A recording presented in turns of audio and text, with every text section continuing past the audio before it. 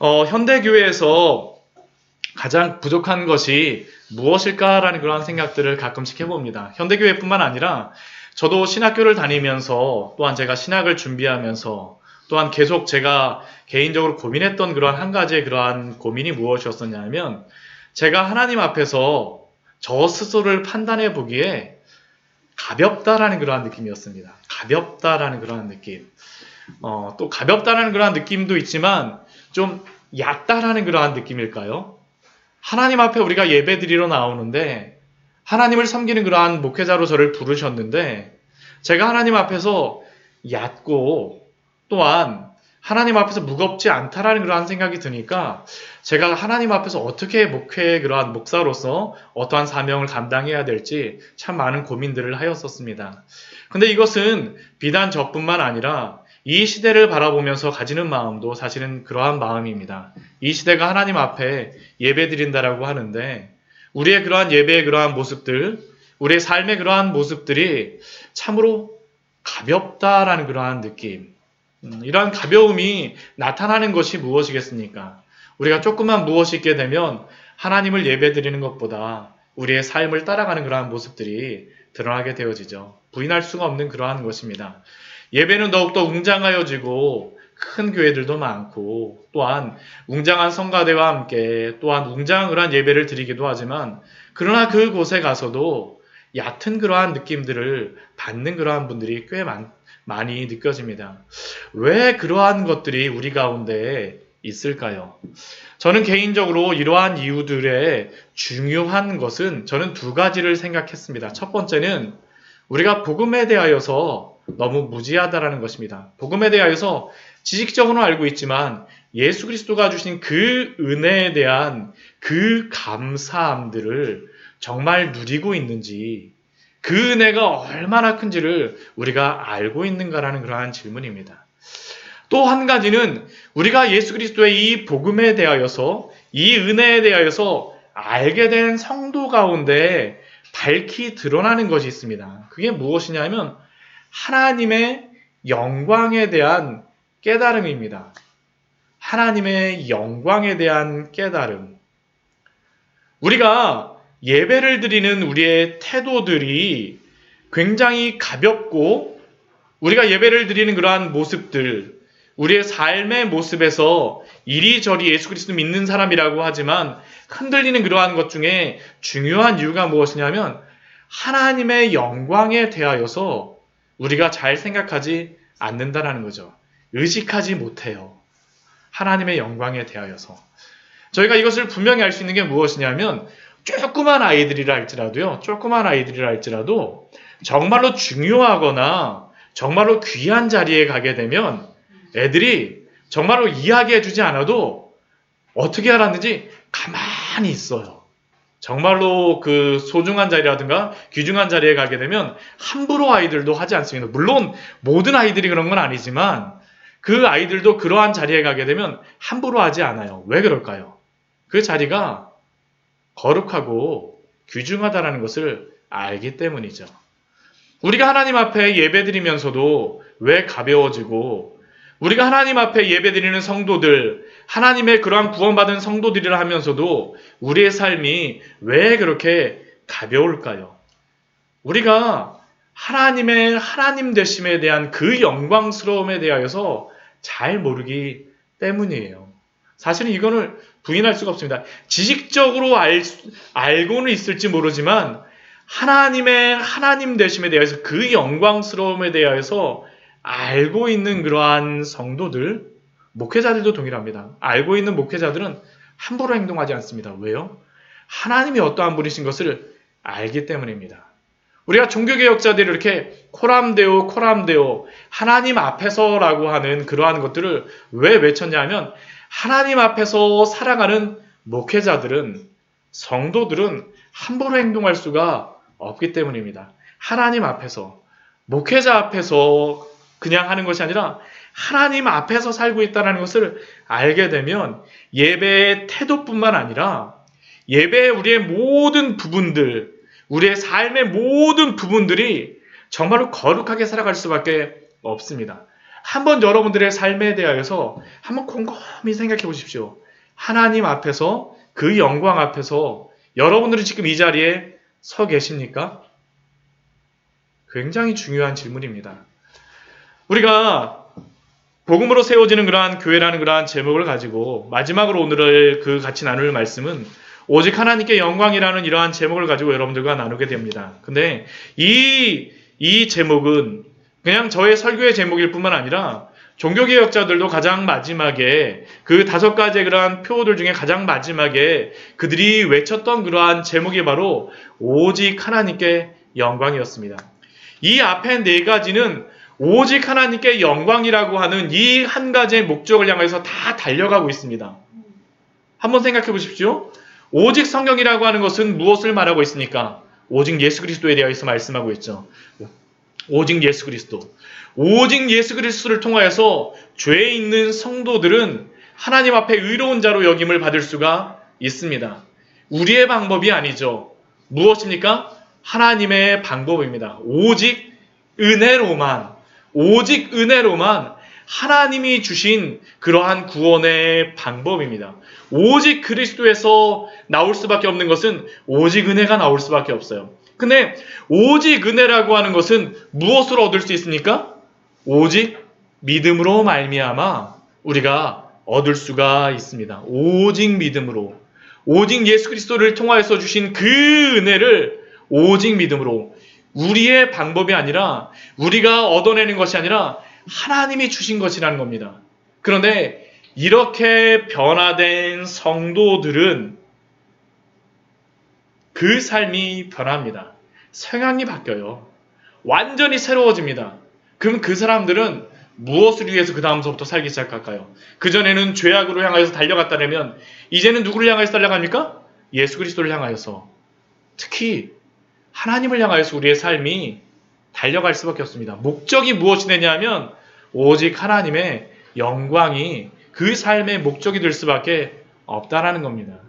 이게 당연히 그럴 수밖에 없습니다. 삶의 목적이 무엇이냐? 오직 하나님께 영광으로 구원받은 성도들은 그 삶의 목적이 다른 것이 아니라 하나님의 영광이 나의 삶의 목적이 되어집니다. 이것이 드러났던 그러한 말씀이 저는 오늘 요한계시록 말씀, 오늘 저희가 계속 새벽 말씀에서도 요한계시록의 말씀을 저희가 나누게 되어지지만 우리가 하나님의 영광에 대하여서 이야기를 할 때 2가지를 저희가 생각해 볼 수 있습니다. 첫 번째는 무엇이냐 하면 하나님의 그러한 본유적인 영광, 하나님의 본질적인 영광입니다. 하나님의 하나님 되심으로 말미암아 영광을 받으셔야 합니다. 이게 바로 하나님의 영광이 드러나는 것이죠. 하나님이 하나님 되시기 때문에 영광스러우실 수밖에 없어요. 이게 바로 오늘 요한계시록 말씀에서 드러나고 있고요. 이 하나님의 영광, 이 본질적인 영광을 본 성도들은 어떻게 살까요? 하나님께 영광을 돌리는 삶을 살아갈 수밖에 없습니다. 결국 하나님의 그러한 본질적인 영광과 또한 우리가 영광 돌리는 삶은 어떨까요? 같이 동전의 양면과 같이 함께 있을 수밖에 없다는 겁니다. 오늘 우리가 읽었던 그 요한계시록 우리 4장과 5장의 말씀을 보게 되면 이 하나님의 영광과 또한 그 영광을 돌리는 그러한 성도들의 모습이 같이 나와 있습니다. 오늘 제가 이 말씀을 같이 나누었지만 오늘 그 요한계시록 이 4장과 5장의 말씀을 보게 되면 하나님과 그 천상교회의 모습이 어떠한지를 우리에게 말씀해 주고 있습니다. 제가 이것을 굉장히 깊이 있게 새벽 말씀과 같이 하나하나 설명을 드릴 수 없지만 이 오늘 4장과 5장의 말씀에 보게 되면 하나님의 그 천상에서 어떻게 하나님의 그 천상교회가 어떻게 하나님께 영광을 돌리며 그것이 어떻게 구성되어져 있는지를 우리에게 보여줍니다. 먼저 보좌에 앉으신 하나님의 모습을 우리가 알 수가 있습니다. 우리 그 요한계시록 4장 말씀을 보게 되면 4장 2절 말씀을 보게 되면 어떠한 말씀이 있냐 하면 그 사도 요한이 성령에 감동되어서 하늘에 또한 올라가는 그런 환상을 보게 되어졌는데 그 성령의 그 환상 가운데 보았던 것이 무엇이냐면 하늘의 보좌입니다. 하늘의 보좌가 있었어요. 하늘의 보좌가 있었습니다. 하늘의 보좌가 있었어요. 근데 그 보좌 위에 앉아 계신 분이 있었습니다. 앉아 계신 분. 이분이 누구일까요? 하나님이십니다. 하나님. 하나님께서 그 영광스러운 보좌 위에 앉아 계세요. 그 영광스러운 보좌 위에 앉아 계신 하나님이 얼마나 영광스러웠는지 사도 요한은 하나님에 대하여서 무엇이라고 하나님이 이런 분이십니다 하고선 이렇게 고백을 못하고 무엇으로 고백을 하냐 하면 그 뒤에 말씀해 보게 되면 보석의 모양으로서 고백하고 있습니다. 벽옥과 같이 홍보석과 같이 무지개가 그 보좌의 주변에 있고 또한 그 모양이 녹보석 같다고 이야기하고 있습니다. 이 벽옥은 투명한 보석, 홍보석은 붉은 보석, 녹보석은 그러한 그 푸른 보석인데 이러한 보석의 모양과 같은 그러한 하나님의 영광이 그 보좌로부터 어떻게 된 거예요? 막 나오고 있는 겁니다. 이 모습이 있어요. 근데 이 하나님 앞에 있었던 하나님의 이러한 보좌에 앉아 계신 그 하나님 주변에 둘러싸여 있는 그러한 존재들이 있습니다. 그 존재들이 누구였었냐면 첫 번째로는 네 생물이 있었습니다. 이 네 생물을 우리가 말씀을 보게 되면 우리 뒤에 말씀에 보게 되면 어떤 그 모습이냐 하면 우리 7절 말씀을 보면 사자 같고 또한 송아지 같고 사람 같고 독수리 같다라고 합니다. 하나님의 보좌 주변으로 이 네 생물이 있습니다. 그리고 이 네 생물과 하나님 보좌 사이에는 유리바다라고 하는 것이 있는데 근데 이 네 생물이 유리바다 바로 뒤에 네 생물이 있는데 모습이 무엇이라고요? 사자 같고 이 사자라는 것은 다른 것이 아닙니다. 짐승의 왕, 동물의 왕이 바로 사자죠. 짐승의 왕의 모습으로 하나님을 보고 있고요. 또 어떤 모습입니까? 송아지의 모습. 송아지는 무슨 대표냐 하면 집에서 기르는 가축의 그러한 대표라고 할 수 있습니다. 가축의 대표. 또한 이 무엇도 있습니까? 독수리도 있어요. 독수리는 무엇의 대표일까요? 날아다니는 모든 날짐승들의 대표입니다. 또 사람은 무슨 대표일까요? 모든 피조물의 대표입니다. 결국 이 네 생물이라고 하는 것은 모든 피조물의 그러한 대표로서 이렇게 대표의 모습으로서 이 하나님의 주변을 둘러 있는 것입니다. 근데 이 하나님의 주변에는 이 네 생물들만 있는 것이 아닙니다. 그 뒤에 누가 있냐면 24장로들이 있습니다. 우리 4장 4절 말씀을 보게 되면 24장로들이 그 하나님의 보좌를 둘러싸서 그들의 보좌에 앉아 있습니다. 그들은 어떠한 모양이냐 하면 그 흰 옷을 입고 머리에 금관을 쓰고 앉아 있는 모습으로 나와 있습니다. 이게 바로 천상에 앉아 있는 그러한 그 하나님의 그러한 성소의 그러한 모습입니다. 하나님이 앉아 계시고 그 주변에 네 생물들이 있고요. 또한 24장로들이 여기에 앉아 있습니다. 근데 이 24장로들은 다른 것이 아니라 이 뒤에 저희가 요한계시록 우리 21장 말씀을 보게 되면 이 24장로 같은 경우는 구약의 그러한 지파가 몇 지파였습니까? 12지파였죠. 12지파. 그러니까 12지파의 대표로서 또한 있는 사람들이고 또한 그 신약의 예수님의 제자들은 몇 명이었습니까? 12명이었었죠. 12제자였죠. 그러니까 이 24장로라고 하는 것은 구약과 신약의 교회의 대표들로서 하나님의 보좌를 둘러싸서 있는 겁니다. 하나님의 보좌를 둘러싸서 있어요. 모든 피조물들의 대표들 또한 모든 교회의 대표들이 하나님의 그 보좌를 둘러싸고 있습니다. 그리고 이것만 있는 게 아닙니다. 또 그 뒤에 우리 5장 말씀을 보게 되면 또 누가 그 뒤를 둘러싸고 있냐 하면 천천만만의 그러한 천사들이 하나님의 그 보좌를 또한 둘러싸고 있습니다. 우리 5장 11절 말씀을 보게 되면 내가 또 보고 들음에 보좌와 생물들과 장로들을 둘러선 많은 천사의 음성이 있으니 그 수가 만만이요 천천이다 라고 하고 있습니다. 그러니까 천천만마라고 하는 것은 수를 셀 수 없는 그 많은 천군 천사들이 하나님의 보좌를 둘러싸고 있는 것이에요. 이 모습을 한번 본다라고 한번 상상을 해보십시오. 얼마나 웅장하겠습니까? 이게 바로 우리가 지금 이 자리에서 하나님께 예배를 드리고 있지만 천상의 교회에서는 이러한 웅장함 가운데 하나님께 예배를 드리고 있는 거죠. 또한 이 천군 천사들만으로 끝나는 것이 아닙니다. 그 주변에는 또 어떤 존재들이 있을까요? 우리 그 뒤에 말씀을 보게 되면, 우리 13절 말씀에 보게 되면, 하늘 위에와 땅 위에와 땅 아래와 바다 위에와 그 가운데 모든 피조물이 누가 둘러싸고 있는 겁니까? 모든 피조물이 하나님의 보좌를 둘러싸고 있어요. 결국 그러니까 이 하나님의 보좌를 보이는 이 모습은 단순히 그냥 천상의 그러한 교회뿐만 아니라 온 세계, 모든 피조 세계의 모습이 바로 여기에 드러나 있는 것이죠. 하나님이 이러한 모든 피조 세계에 둘러싸여서 하나님의 보좌가 가운데 있습니다.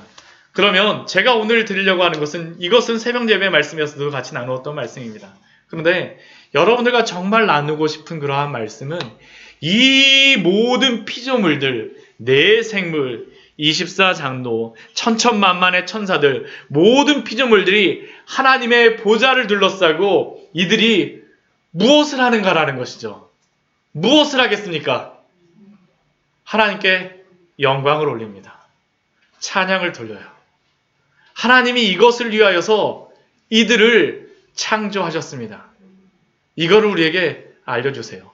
요한계시록의 가장 마지막에 우리에게 주시는 말씀이 이 말씀입니다. 이 뒤로 다 심판 4장 5장 말씀 뒤로 다 심판의 말씀들이 나오는데, 하나님의 그 영광스러움 가운데 하나님이 어떠한 분인가라는 것을 보여주시고, 또한 하나님이 어떻게 이 가운데 계신가라는 것을 보여주시고, 또한 이 모든 피조물들이 무엇을 행해야 되는가를 우리에게 알려주십니다. 그러면 이 모든 피조물들이 하나님께 드렸던 그러한 찬양과 영광이 무엇이겠습니까? 오늘 우리가 읽었던 말씀입니다. 오늘 우리가 읽었던 말씀이 바로 그들의 찬양입니다. 우리 먼저 우리 9절, 우리 8절 말씀서부터 제가 오늘 8절 말씀서부터 이렇게 말씀을 여기다 해놨는데요. 우리 8절 말씀을 보게 되면, 내 생물이 각각 6날개를 가지고 하나님 주변에서 눈이 가득한 상황에서 무엇을 하고 있습니까? 그들이 밤낮 쉬지 않고 찬양을 합니다. 영광의 찬양을 해요. 어떤 찬양을 합니까? 거룩하다, 거룩하다, 거룩하다. 주 하나님 전능하신 이여, 전에도 계셨고 이제도 계시고 장차 오실 이시라. 내 생물이 주변에서 밤낮 쉬지 않고 합니다. 밤낮 쉬지 않고. 우리 에스겔서 말씀해 보게 되면 하나님이 그 바벨론 강가에 나타나신 그런 모습이 나오는데, 그때에도 이 네 생물은 따라다닙니다. 그리고 무엇을 할까요? 거룩하다, 거룩하다. 이사야서 6장 말씀도 보십시오. 거룩하다, 거룩하다, 거룩하다. 만군의 여호와여. 이들은 하나님 주변에서 계속 이렇게 하나님께 영광을 올립니다. 찬양을 드립니다. 근데 이 찬양의 내용이 너무나도 중요해요. 너무나도 중요합니다. 그들이 무엇이라고 처음에 찬양합니까? 거룩하다, 거룩하다, 거룩하다라고 하나님의 거룩하심에 대하여 찬양합니다. 이 3번씩이나 반복하는 것은 어떤 의미냐 하면 최상급의 의미다. 최고로 높일 때 성경에서는 3번을 반복합니다. 거룩하다, 거룩하다. 하나님은 어떤 분이시라는 겁니까? 가장 거룩하신 분이라는 것을 우리에게 알려주고 있습니다. 하나님의 이 거룩하시다라고 하는 의미 속에는 2가지의 의미가 있습니다. 2가지의 의미가 있어요. 첫 번째는 무엇이냐면 하나님이 가장 위대하시다라는 의미가 있어요. 가장 탁월하시다. 가장 위대하시다. 그 무엇과 비교해서도 하나님의 그 위대하심, 그 탁월하심과 비교할 수가 없습니다. 하나님이 만드신 그 모든 피조물 가운데 하나님의 그 위대하심과 비교할 수 있는 것이 있을까요? 없습니다. 없어요. 지금 이 네 생물이 지금 하나님께 영광을 돌리는 그 주제가 무엇이냐면 하나님이 가장 위대하십니다. 위대하십니다. 위대하십니다라는 것을 외치고 있는 것입니다. 하나님의 위대하심은 우리하고는 전혀 상관이 없는 위대하심이요. 피조물을 위에 계신 정말로 차별을 대신 그러한 위대하심이죠. 탁월하십니다. 또한 이 거룩하심 가운데는 무슨 의미가 있냐면 하나님의 그러한 순결하고 의로우심이 이 안에 있습니다. 우리가 거룩하다라는 것이 바로 그러한 것이죠. 거룩하시다는 의미 속에는 순결하시고 의로우시다라는 겁니다. 하나님이 항상 선하시고 항상 옳으신 분이기에, 하나님이 가장 탁월하신 분이기에 그 하나님은 어떠하신 하나님입니까? 거룩하신 하나님이십니다. 거룩하다, 거룩하다, 거룩하다. 이것이 바로 이 네 생물이 하나님을 찬양하는 그러한 이유입니다.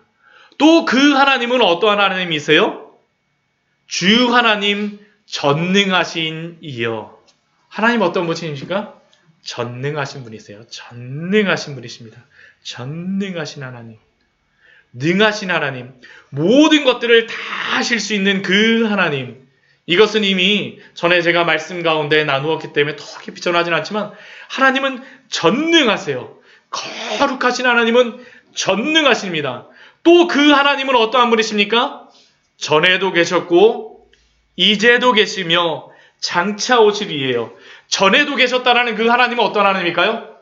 과거에도 계신 하나님이고 이제도 계신 하나님은 어떤 하나님입니까? 지금도 계세요. 장차 오실 하나님은 어떤 하나님이십니까? 앞으로도. 그냥 이 하나님은 어떤 하나님이십니까?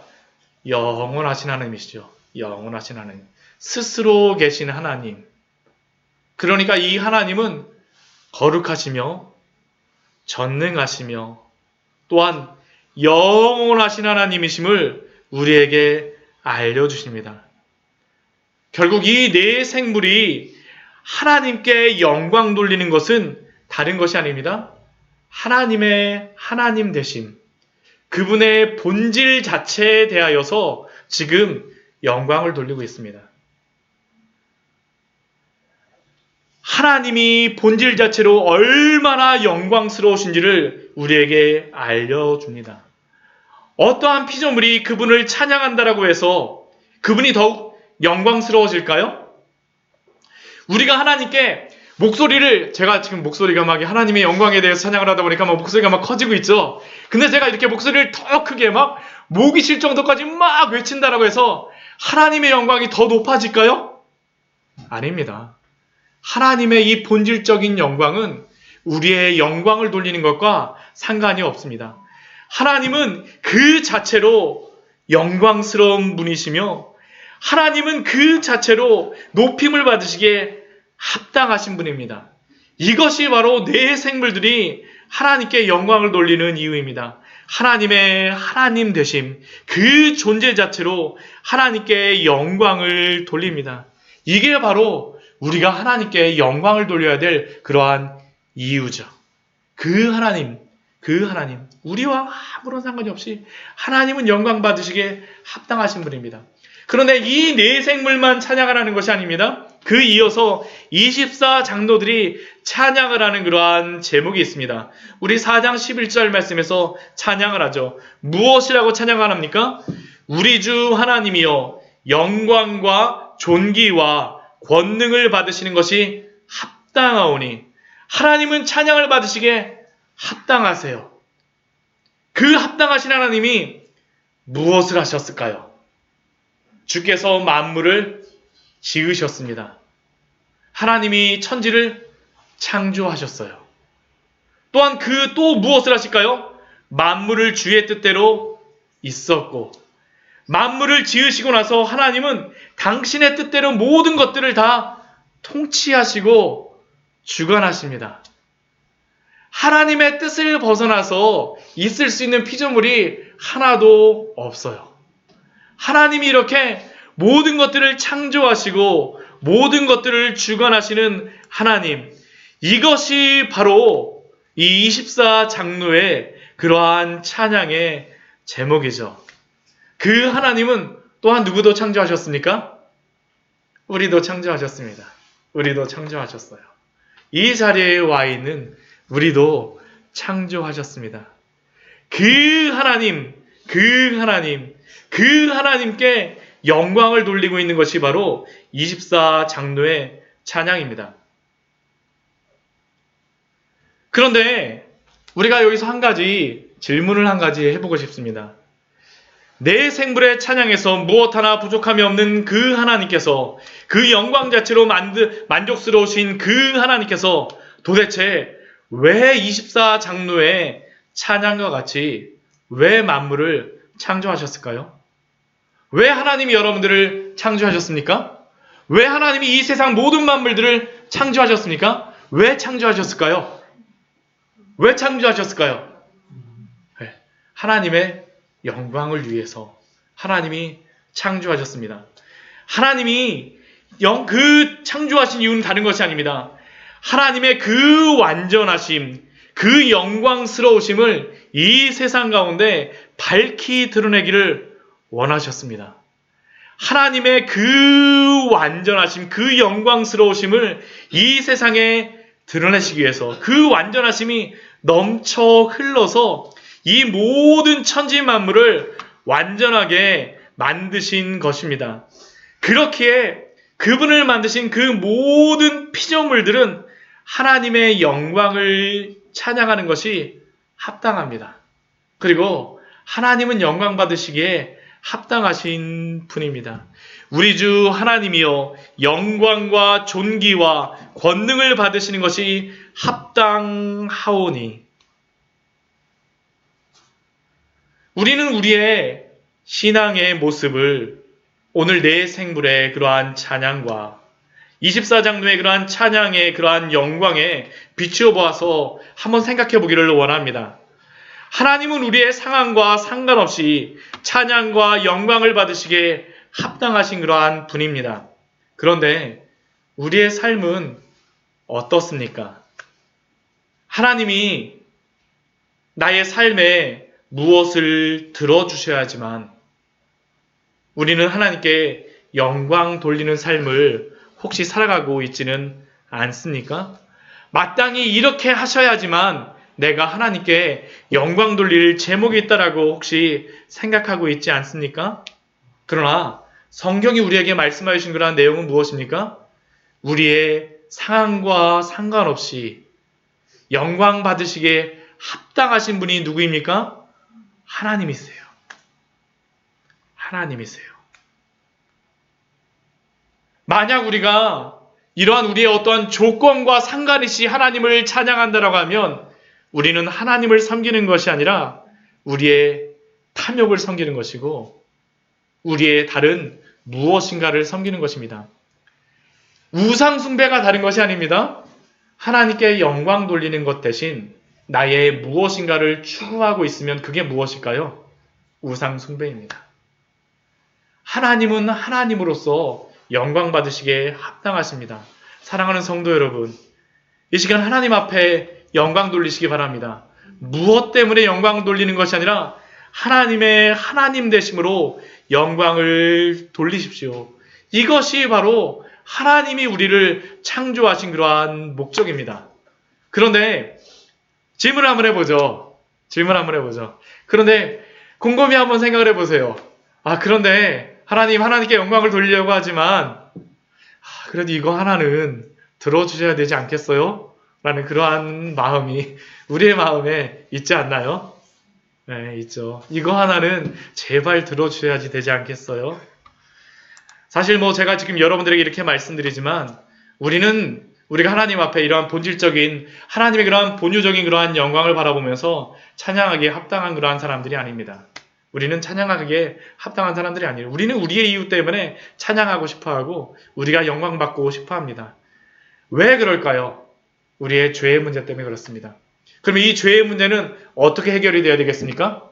우리 주 예수 그리스도를 통해서 우리가 구원받지 않는 도저히 방법이 없습니다. 그래서 5장 말씀에 보게 되면 예수 그리스도의 영광이 나옵니다. 왜 그것이 나올까요? 하나님이 천지를 창조하셨고 심히 좋았다라고 만드셨음에도 불구하고 인간의 상태는 무엇입니까? 하나님을 찬양할 수 없는 상태예요. 그런데 이것을 누가 하나님께 찬양할 수 있는 상태로 만들어 주셨습니까? 우리 주 예수 그리스도를 통해서 찬양할 수 있는 차로 우리를 만들어 주셨기 때문입니다. 그래서 이 5장 말씀에서는 또 다른 찬양이 나옵니다. 누구를 향한 영광의 찬양이 나올까요? 예수 그리스도를 향한 영광의 찬양이 나옵니다. 우리 5장 9절 말씀을 보게 되면 우리 이러한 말씀이 나옵니다. 우리 9절 말씀 우리 같이 한번 읽어보도록 하겠습니다. 그들이 새 노래를 불러 이르되 두루마리를 가지시고 그 인봉을 떼기에 합당하시도다. 일찍이 죽임을 당하사 각 족속과 방언과 백성과 나라 가운데에서 사람들을 피로 사서 하나님께 드리시고, 여기에 보게 되면 그 인봉이라고 나옵니다. 그 인봉은 다른 것이 아니라 두루마리, 하나님의 오른손에 두루마리가 있었는데 이 두루마리를, 오른손에 가지고 있던 이 두루마리를 누구에게 넘겨주냐면 어린 양에게 넘겨줍니다. 어린 양은 누구일까요? 예수 그리스도예요. 근데 이 두루마리에는 무엇이 있었었냐면 인봉이 있습니다. 7개의 인이 있었어요. 근데 그것을 누가 떼는 겁니까? 예수님이 떼는 거예요. 예수님이 떼는 거예요. 예수님이 떼십니다. 그런데 이 인봉을 떼기에 합당하신 예수 그리스도, 왜 예수님께서 인봉을 떼기에 합당하십니까? 일찍이 죽임을 당하사라고 우리에게 말씀하고 있습니다. 새 노래를 불러요. 그들이 새 노래를 불러요. 그들은 여기서 누구를 이야기할까요? 우리가 아닙니다. 네 생물과 24장로입니다. 네 생물과 24장로가 4장에서 한번 찬양을 한번 했었죠. 앞에서 찬양이 있습니다. 또 다시 찬양을 합니다. 그러면 그 찬양, 그 노래는 무엇일까요? 새 노래입니다. 새 노래. 그들이 새 노래를 불러.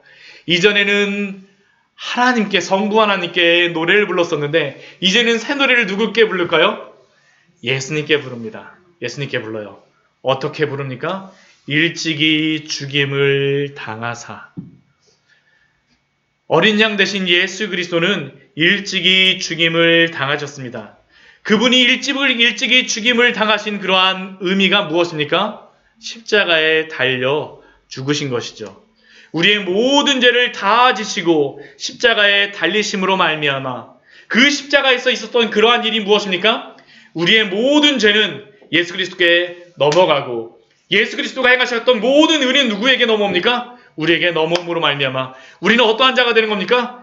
의로운 자가 되어졌습니다. 의로운 자로 여기심을 받게 되어졌고 의로운 자로 살아가게 되어지는 겁니다. 그 뒤에 말씀에 보면 그것을 말씀하죠. 일찍이 죽임을 당하사 각 족속과 방언과 백성과 나라 가운데에서, 각 족속과 방언과 백성과 나라 가운데에서 누구를 불러주셨어요? 사람들을 불러주셨는데 그 사람이 누굴까요? 우리들입니다. 여기에 앉아 계신 여러분들이세요. 하나님께서 우리를 불러주셨어요. 사람들을 불러주시는데 어떻게 그냥 불러주십니까? 피로 사서 값을 치러주셨죠. 예수 그리스도의 우리의 어린 양 되심은 일찍이 죽임을 당하심으로 말미암아 우리를 피로 사주셨습니다. 우리는 각 족속 가운데 한 사람들이었었죠. 우리 한민족이라고 하는데 우리 한민족 이 족속 가운데 한 사람이었습니다. 근데 예수 그리스도가 어떻게 하신 겁니까? 피로 사셔서 이 자리에 여러분들을 불러주셨어요. 우리를 불러주셨습니다. 나를 불러주셨어요. 그래서 어떻게 합니까? 하나님께 드리셨어요. 그리고 우리 5장 10절 말씀 우리 같이 한번 읽어보도록 하겠습니다.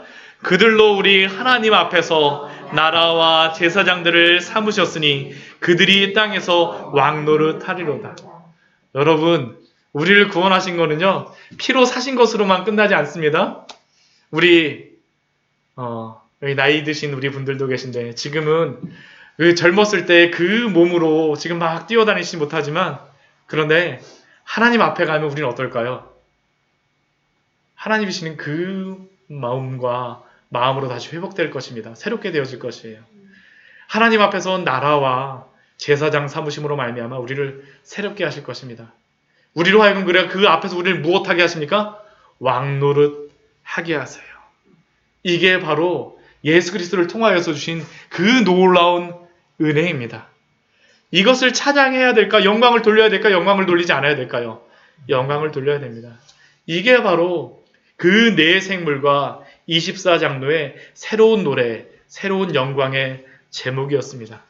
하나님 앞에서 나라와 제사장 삼으셨으니 그들이 땅에서 왕 노릇하리로다. 이것뿐만이 아닙니다. 또 그 뒤에 있었던 많은 천사들, 만만의 천사, 천천의 천사, 그 엄청난 천사들이 우리 12절 말씀에서 우리 12절 말씀에서 이렇게 찬양합니다. 우리 같이 한번 우리 이들의 찬양을 우리 같이 한번 하도록 하겠습니다. 큰 음성으로 이르되 죽임을 당하신 어린 양은 능력과 부와 지혜와 힘과 존귀와 영광과 찬송을 받으시게 합당하도다. 죽임을 당하신 어린 양은 능력과 부와 지혜와 힘과 존귀와 영광과 찬송을 받으시기에 합당한 줄 믿습니다. 이게 바로 예수 그리스도의 그 영광 가운데 드러난 것입니다. 이게 바로 그들의 찬양의 제목이었습니다. 또 우리 13절 말씀에는 이것으로서만 끝나지 않아요. 모든 피조물들이 성부 하나님과 성자 예수님에 대해서 찬양합니다. 우리 13절 우리 13절 말씀 우리 같이 한번 읽어보도록 하겠습니다. 내가 또 들으니 하늘 위에와 땅 위에와 땅 아래와 바다 위에와 그 가운데 모든 피조물이 이르되 보좌에 앉으신 이와 하나님과 어린 양에게 찬송과 존귀와 영광과 권능을 세세토록 돌릴지어다. 이게 바로 모든 천상에 있는 모든 대표자들, 교회들 대표자들, 또한 모든 피조물들의 무엇입니까? 찬양의 제목이었어요. 무엇을 하고 있는 겁니까? 영광 돌리고 있는 겁니다. 영광. 오직 하나님께 영광이죠. 피조물들을 만드신 이유는 다른 것이 아닙니다. 우리를 만드신 이유는 다른 것이 아닙니다. 무엇을 하기 위하여서요? 영광을 돌리기 위하여서. 영광을 돌리기 위하여서. 여러분들은 이 하나님 앞에 영광을 돌리는 그러한 삶을 살아가고 계십니까? 오직 하나님의 영광을 위하여 우리는 살고 있습니까? 이 모든 피조물들 전 우주가 하나님을 찬양합니다. 하나님의 하나님 되심과 예수 그리스도의 그 구속의 그러한 모든 계획들을 오늘도 찬양합니다. 오늘도 찬양해요. 이 교회 안에서도 찬양해야 될 것, 영광을 돌려야 될 것이 무엇입니까? 이 영광입니다. 전 세계의 교회도 무엇을 영광을 돌려야 됩니까? 이것을 영광을 돌려야 되죠. 우리는 이렇게 하나님의 영광을 위하여서 살아가고 있습니까? 우리의 그러한 기도의 제목이며 우리의 찬양의 제목입니까?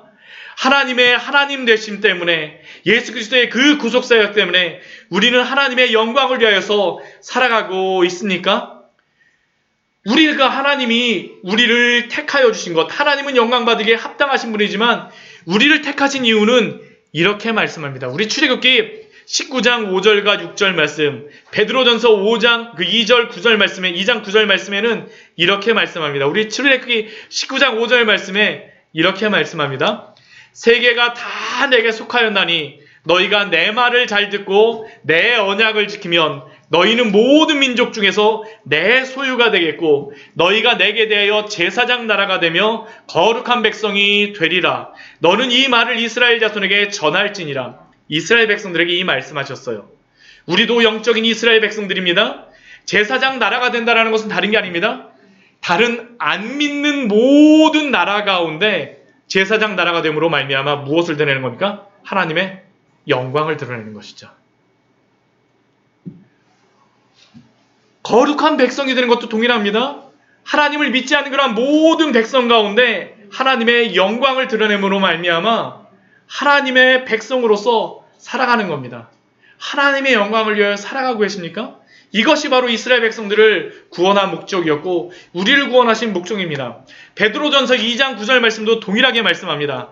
그러나 너희는 택하신 족속이요 왕같은 제사장들이요 거룩한 나라요 그의 소유가 된 백성이니 이는 너희를 어두운 데서 불러내어 그의 기이한 빛에 들어가게 하신 이의 아름다운 덕을 선포하게 하려 하심이라.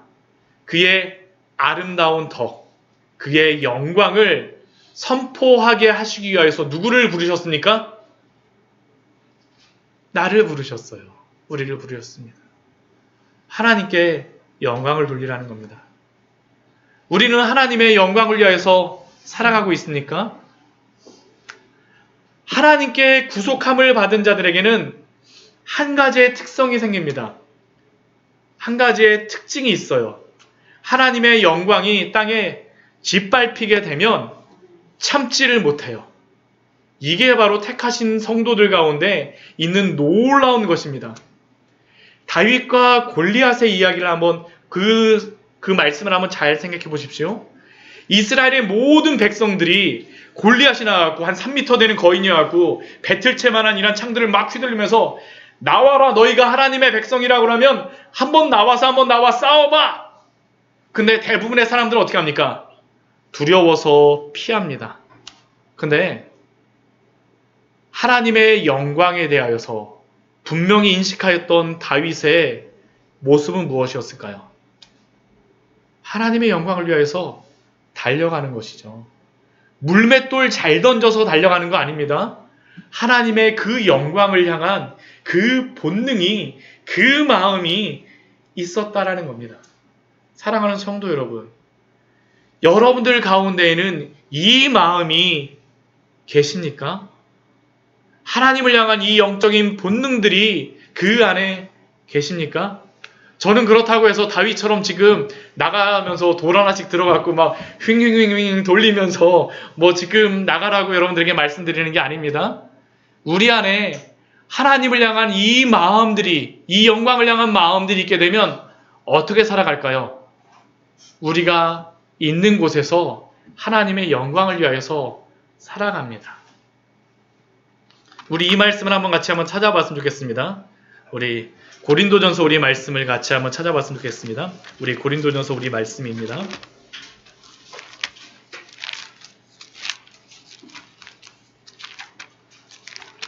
고린도전서 우리 6장 우리 19절 20절 말씀 같이 한번 읽겠습니다.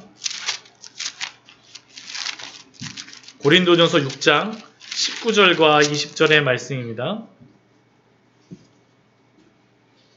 같이 읽겠습니다. 너희 몸은 너희가 하나님께로부터 받은 바 너희 가운데 계신 성령의 전인 줄을 알지 못하느냐? 너희는 너희 자신의 것이 아니라 값으로 산 것이 되었으니 그런즉 너희 몸으로 하나님께 영광을 돌리라. 예수 그리스도가 우리를 값으로 사신 이유는 무엇입니까? 하나님께 영광을 돌리게 하기 위하여서라고 우리에게 분명히 말씀하고 있지 않습니까? 근데 저는 여기서 더 놀라운 것이 있습니다. 여기에 나오신 분들 중에 몸 안 가지고 계신 분 있으신가요? 몸 없으신 분 계세요? 너희의 몸으로 하나님께 영광을 돌리라는 이야기는 무엇입니까? 무엇이 있어서 영광을 돌리는 것이 아니죠. 너희의 몸으로 영광을 돌리라라고 분명히 말씀하시잖아요. 결국 우리는 하나님께 영광을 돌린다는 것은 우리가 있는 그 곳으로부터 무엇으로부터 시작되는 겁니까? 우리의 몸으로부터 영광이 시작된다는 것입니다. 너무나도 중요합니다. 꼭 물맷돌 돌리는 거 어디 나가야 되나 고민하지 마십시오. 여러분들의 몸으로부터 영광 돌리십시오. 그게 시작입니다. 우리 고린도전서 우리 10장 31절 말씀도 우리 같이 보도록 하겠습니다. 우리 잘 아는 말씀입니다. 이 말씀들. 근데 가장 기본의 말씀이죠. 고린도전서 우리 10장 31절의 말씀입니다. 우리 같이 한번 읽어보도록 하겠습니다. 고린도전서 10장 31절 말씀입니다. 같이 읽겠습니다. 그런즉 너희가 먹든지 마시든지 무엇을 하든지 다 하나님께 영광을 위하여 하라. 먹든지 마시든지 무엇을 하든지 결국 이 말은 무엇입니까? 우리 있는 곳에서라는 겁니다. 우리 있는 곳에서. 있는 곳에서 영광 돌리시는 우리 귀한 성도님들 되시기를 바랍니다. 하나님의 하나님 되심으로 예수 그리스도의 예수 그리스도 되심으로 구원하심으로 하나님께 영광을 돌리며 사시는 우리 귀한 성도님들 또한 그러므로 말미암아 하나님께 칭찬 돌리며 그 하나님의 그 영광의 보좌를 둘러있는 자들이 바로 우리들입니다. 우리가 만약 그렇게 산다면 우리도 지금 찬양하고 있는 것입니다. 얼마나 놀랍습니까? 그 은혜를 누리신 우리 귀한 성도님 되시기를 축원합니다. 우리 잠시 같이 기도하도록 하겠습니다. 우리